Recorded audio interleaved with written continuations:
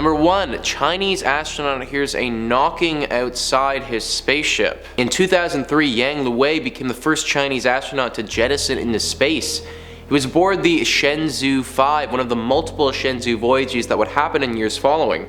One silent, lonely night on October 16th, he heard a strange banging sound outside. As he described it, somebody knocking the body of the spaceship just as knocking an iron bucket with a wooden hammer. Neither came from outside nor inside the spaceship. On subsequent Shenzhou 5 and 6 missions to space, 2 other Chinese astronauts heard the same knocking.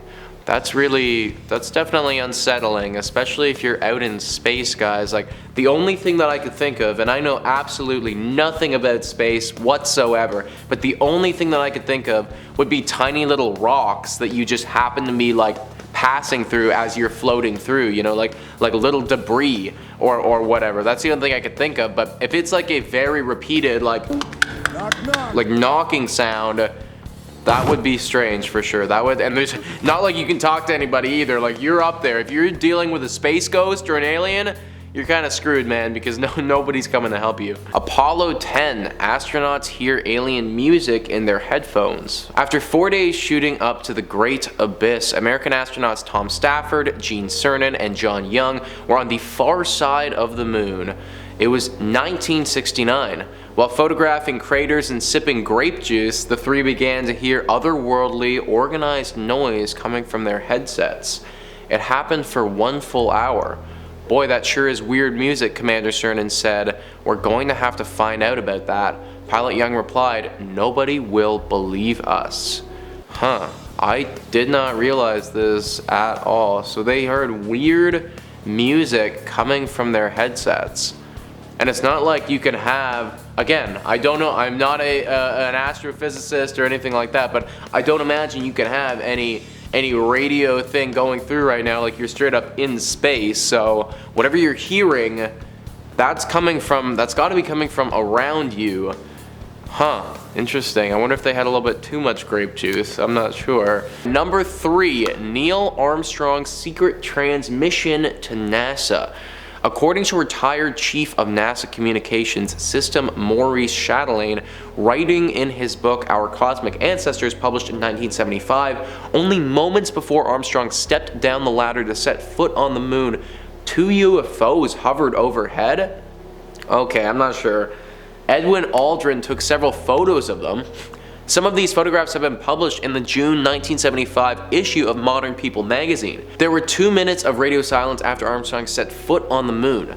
NASA claimed one of the 2 television cameras overheated, disrupting the reception. These babies were huge, sir. Enormous. Oh God, you wouldn't believe it. I'm telling you, there are other spacecraft out here, lined up on the far side of the crater's edge. They're on the moon watching us.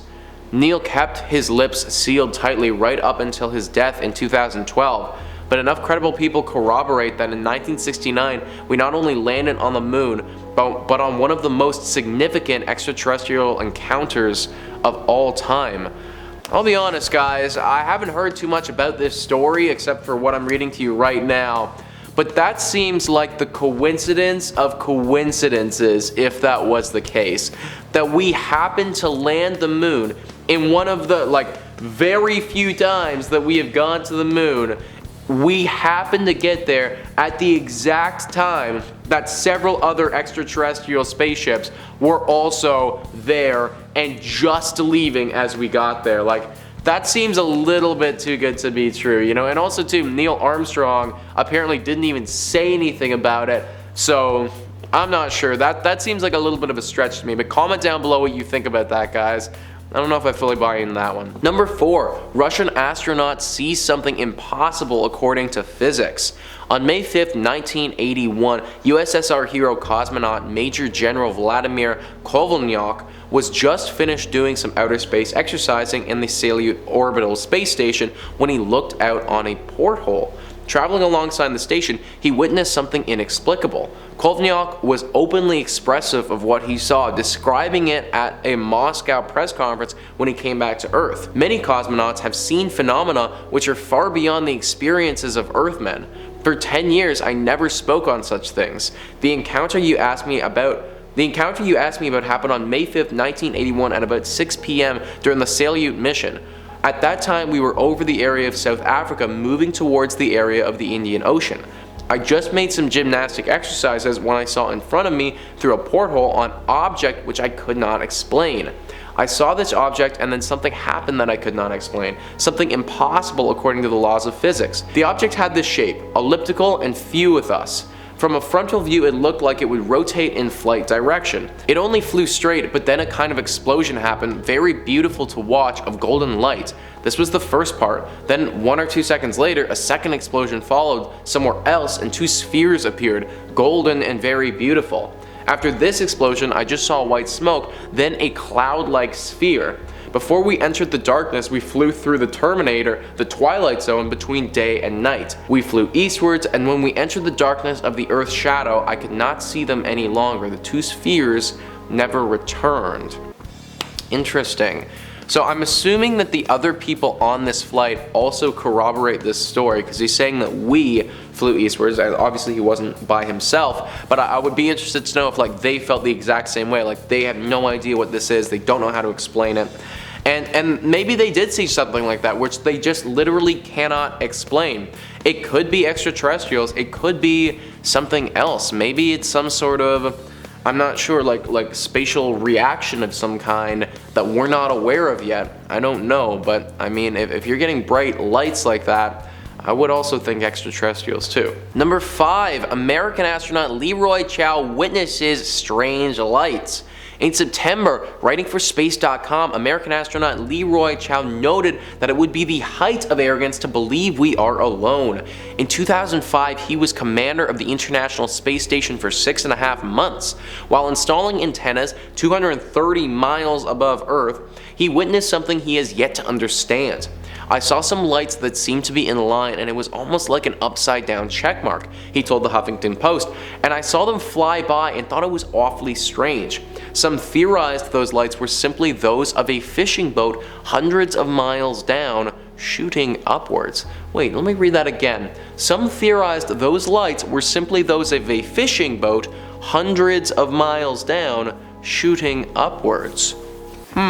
Interesting. So a fishing boat from Earth was catching this guy's eyes? Is that what people are theorizing? That seems a little bit crazy to me. I find it hard to believe that a fishing boat would be able to do that, if I'm reading that correctly, guys. This whole thing about lights, I'm wondering if there is something like a law of physics that we don't fully understand about how space or maybe a dark matter that's in space manipulates light in a way that makes us see it differently. I'm theorizing right now, and again, I know nothing about space, so that's my theory. Number 6, Russian cosmonaut films UFO. Soviet Azerbaijani astronaut Musa Manorov spent 541 days in space during his career. That is a lot of time in space. One day in 1991 was different from all the rest. En route to the Mir space station, he caught a cigar-shaped UFO on camera. For 2 full minutes, he watched as it lit up at certain moments and spiraled through the cosmos. They say in space you can't tell whether something is up, close, or far away. Since you have no frame of reference, you can't tell the size of an object because there's nothing to compare it with. Interesting, you know what, that's something neat that I never really thought of, but of course that's the case because we have no frame of reference, you know? Something could be this close to me and I have no idea because there's nothing for me to compare it to at all because it's literally space. That's the coolest thing that I took away from that, guys. I've just never thought of that before, so very interesting. Number 7, space snakes. Oh my gosh, so we had snakes on a plane, guys. Remember, we're gonna have snakes on a rocket ship. That's gonna be the next big Samuel L. Jackson movie. Dr. Story Musgrave has 6 academic degrees, is a physician and mathematician, and was in the Marine Corps. He's also a NASA astronaut who shares the record with most space flights at 6. In 1994 interview, he told of his sighting. On 2 of my missions, and I still don't have an answer, I have seen a snake out there, 6, 7, 8 feet long. It's rubbery because it has internal waves in it, and it follows you for a rather long period of time. The more you fly in space, the more you see an incredible amount of things out there, and that sort of thing brings to you really a certainty that other living creatures are out there. When asked what exactly he believes is out there, Musgraves gave the answer: living creatures far more developed as civilizations. They've been around for 100 million years, and we can't even conceive how advanced they are and the kinds of things they're doing.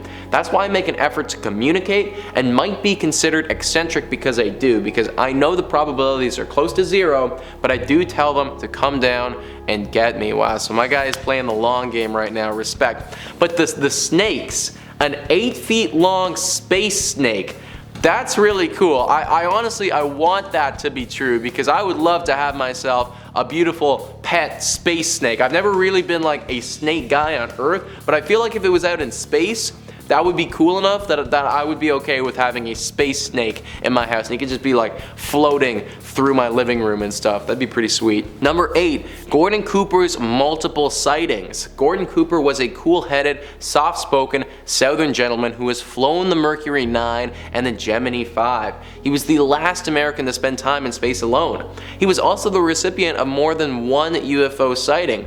In 1951, while flying with the Air Force, he and other pilots witnessed a vast armada of UFOs flying in formation at extremely high altitudes. This would be the first encounter of Cooper's. A decade later, in May of 1963, Cooper shot into space aboard a Mercury capsule for a circumnavigational trip around the world. On his final orbit, while passing over Perth, he noticed a glowing green object jolt towards him at a high rate of speed. The object was real, at least according to Mukia Tracking Station in Western Australia, which picked it up on radar. Cooper reported the incident to the National Broadcasting Company. When he landed, NBC reports told him they couldn't question him about the sighting. That's always what scares me, is when you can't get questioned, it's when we can't talk about it at all, because that means that the government, they're stepping in and they're going, we don't know what that thing was, and we don't want anyone else to know what that thing was. So that's definitely a little questionable. Number 9, something shiny on the moon. NASA astronaut Alan Bean claims he saw something shiny on the moon he described as shoe leather. Damn, I was really hoping that we were gonna have like moon diamonds or something, but that happened to go to shoe leather. I mean, shoe leather is not, I guess it's kind of shiny, I guess it kind of glimmers and stuff, but that'd be really cool if they have like, you know, the moon has gemstones of some kind, you know, it's like a moon ruby or a moon sapphire. That'd probably be the most valuable, thing on Earth, actually, if you had something like that. So kind of too bad that it's shoe leather, but also too, I would love me some moon shoes if we can get those. Number 10, a differently shaped UFO. When we think UFOs, we think disc-shaped flying saucers. Anything beyond our understanding is pretty much difficult to explain, as astronauts James McDivitt and Ed White came to realize. This happened when they were flying over Hawaii. They noticed a flying object that to them didn't seem like something from Earth, but this metallic object seemed to have arms sticking out of its body. Interesting. McDivitt described it as like a beer can or a pop can, and with a little thing that maybe like a pencil or something sticking out of it. Okay, I see that. He took a few photographs of it, but did not have time to properly set exposure or focus properly. He believes that since it was visible to him, it must have been in orbit close to that of a spacecraft, probably a piece of ice or multi-layer insulation that had broken off. Damn, you know what, I was really vibing with the explanation of like we got a beer can or a pop can with something like arms sticking out of it. Like, that'd be actually really cool. What if the alien, like what if extraterrestrials are the ships? Like what if they are like robots and stuff, and like that was just a person robot and he was flying through and that's what he saw? I'm not sure. Comment down below what you guys think. Anyways folks, that is the video today. I've been your host Nicholas Playalog, and I will catch you next time. Yang Lue. Okay, sweet. Okay, alright, we got my guy. He looks pretty happy right there, giving us the peace sign. I like it. Not sure if he's in space. I think he's just in a capsule right now, but okay. As he described it. Alright, what do we got next? Oh, okay, we got one of the Apollo missions. Let's go. Alright. It only a few straight, but then kind of... That must be a typo, right? Sip of coffee.